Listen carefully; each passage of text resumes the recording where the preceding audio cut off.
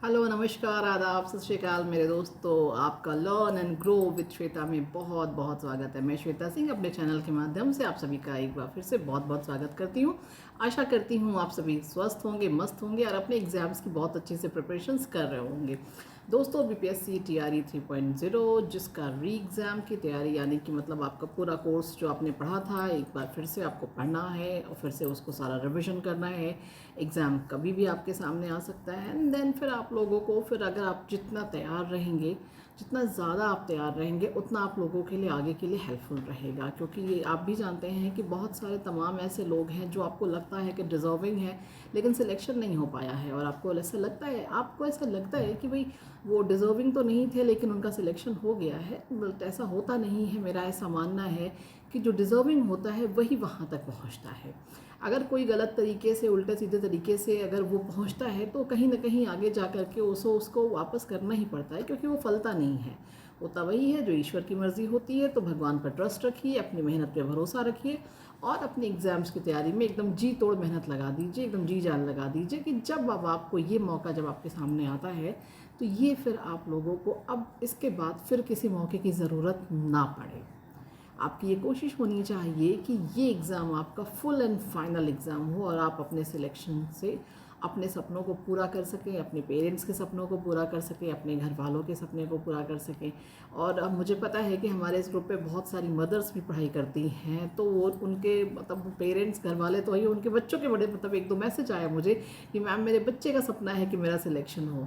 तो आप सभी के लिए मतलब, क्योंकि एक ये जो सपना है सिलेक्शन का, वो सिर्फ वो कैंडिडेट नहीं देख रहा है जिसका एग्ज़ाम है, उससे जुड़े हुए उसके पेरेंट्स, उसके हस्बैंड, घर वाले, यहाँ तक कि बच्चे तक चाहते हैं कि हमारे मदर फादर का सिलेक्शन हो।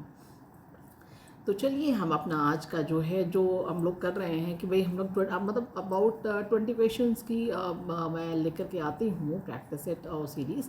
आज हमारे जो क्वेश्चन है वो थोड़ा मोर देन 20 है, क्योंकि बहुत छोटे छोटे क्वेश्चन है तो इसलिए थोड़ा सा 20 से ज़्यादा प्रश्न है। और लेकिन आपको समझने में और याद करने में बिल्कुल कोई दिक्कत नहीं होगी। बस मेरा सिर्फ काम ये रहता है कि मैं कंटेंट आपको एक जगह पे प्रोवाइड करने की कोशिश करती हूँ। एकदम एक नॉर्मल कोई स्टूडेंट जैसे नोट्स बनाता है उस तरह के आप लोगों का ये नोट्स होता है। पीडीएफ आप टेलीग्राम चैनल से प्राप्त कर सकते हैं।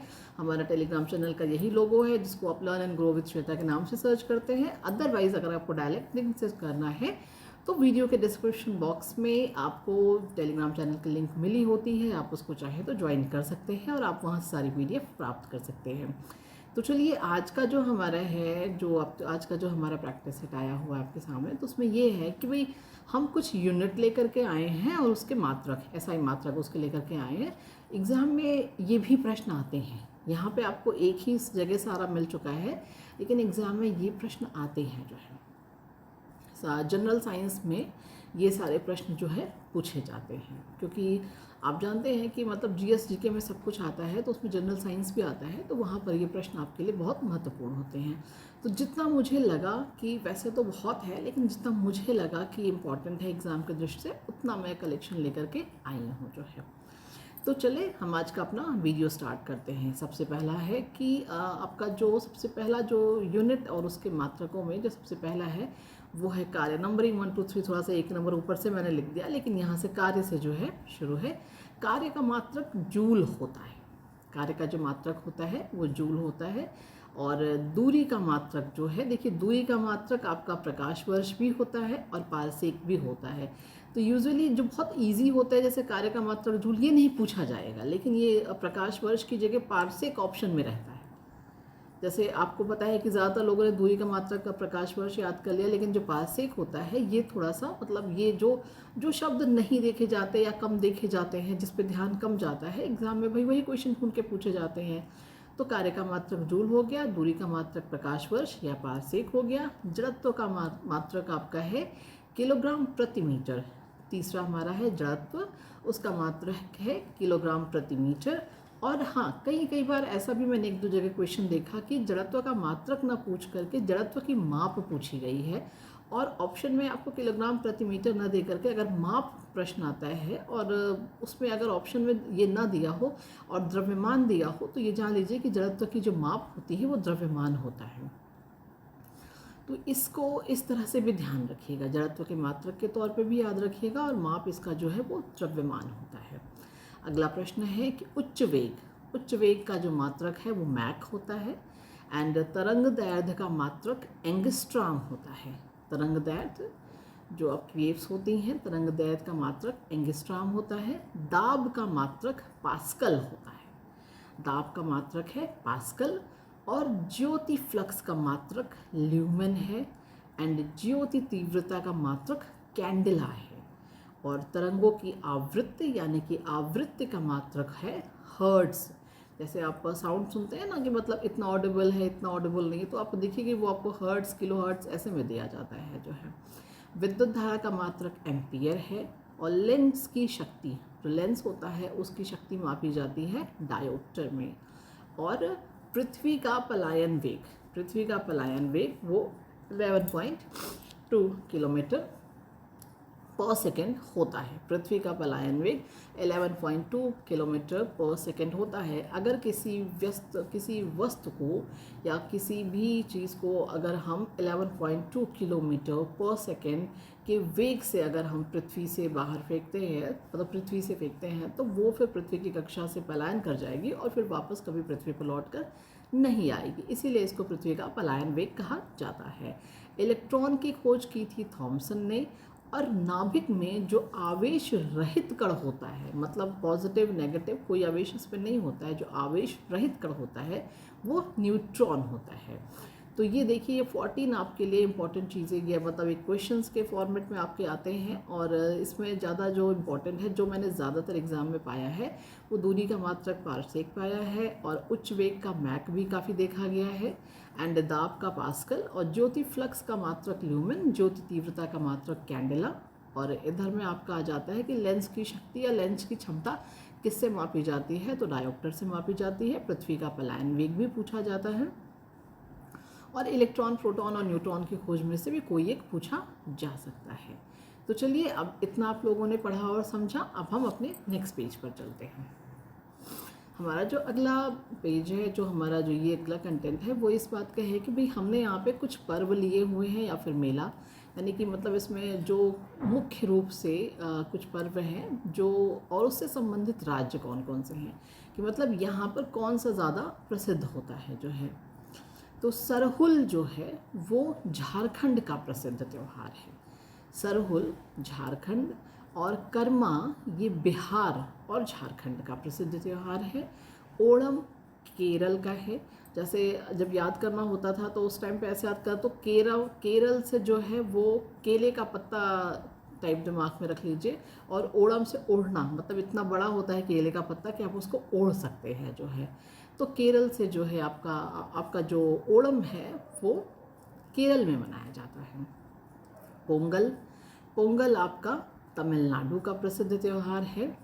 और बिहू काफ़ी ज़्यादा पूछा जाता है, हालांकि पूछा तो इसमें सरहुल, कर्मा, ओणम, पोंगल और बिहू ये सभी जाते हैं जो है। इसमें से मैं किसी को नहीं कह सकती कि इसमें से कोई कम इम्पोर्टेंट है, क्योंकि जितना भी आपको ये कलेक्शन आज आया है ये त्योहारों का, ये सब के सब अपने आप में बेहद ज़रूरी है जो है। तो इसलिए इसमें कोई वो बाइफर्केशन नहीं है कि ये याद कर लेना, ये याद नहीं करना, सारा याद करना है जो है।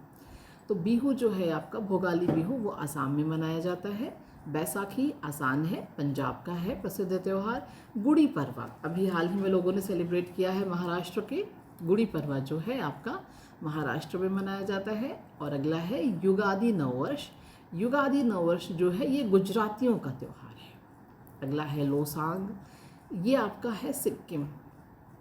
जब ऐसे ही किसी विद्यार्थी से मैंने सुना था, उसने मेरे को बताया था कि लो मतलब लो सांग में आता, सिक्किम मतलब आपका आता है ना कि कम, और लो मतलब लो मीन्स भी कहीं ना कहीं कम, जो ना लो बैटरी, कम बैटरी है।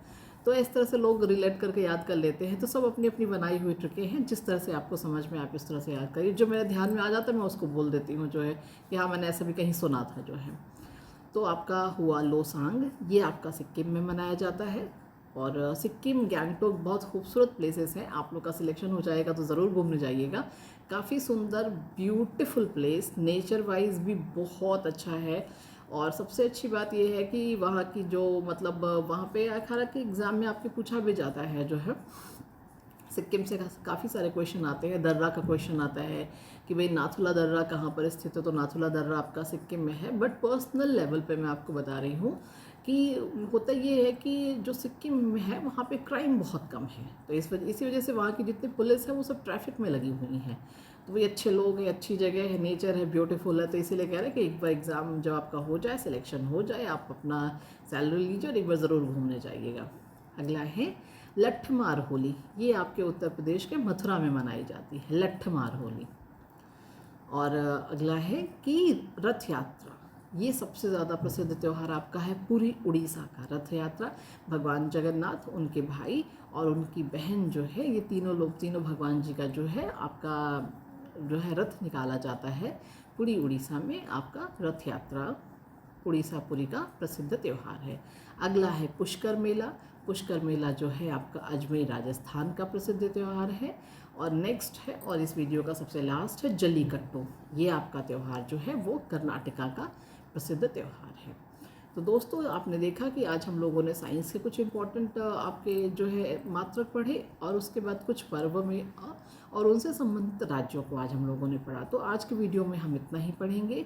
और फिर ये सभी आपको सिर्फ वन लाइनर आपको दिख रहे होंगे कि भाई मतलब एक शब्द है, एक आंसर है, लेकिन जब यही एग्ज़ाम में आता है, जब यही एग्ज़ाम में आता है तब फिर मुश्किल होती है अगर याद नहीं है तो इसलिए इसको छोटा मत समझिएगा, इसको जो है ज़रूर याद कीजिएगा। और एक स्टूडेंट के लिए इससे आसान और क्या हो सकता है कि आपको एक ही पेज में जो है आपको सारा चीज़ एक साथ लिख के मिल जा रहा है। तो बस चलिए अब आप जो है पढ़ाई में एकदम बढ़िया से लग जाइए। आज के वीडियो में इतना ही। पूरी वीडियो को देखने के लिए बहुत बहुत धन्यवाद।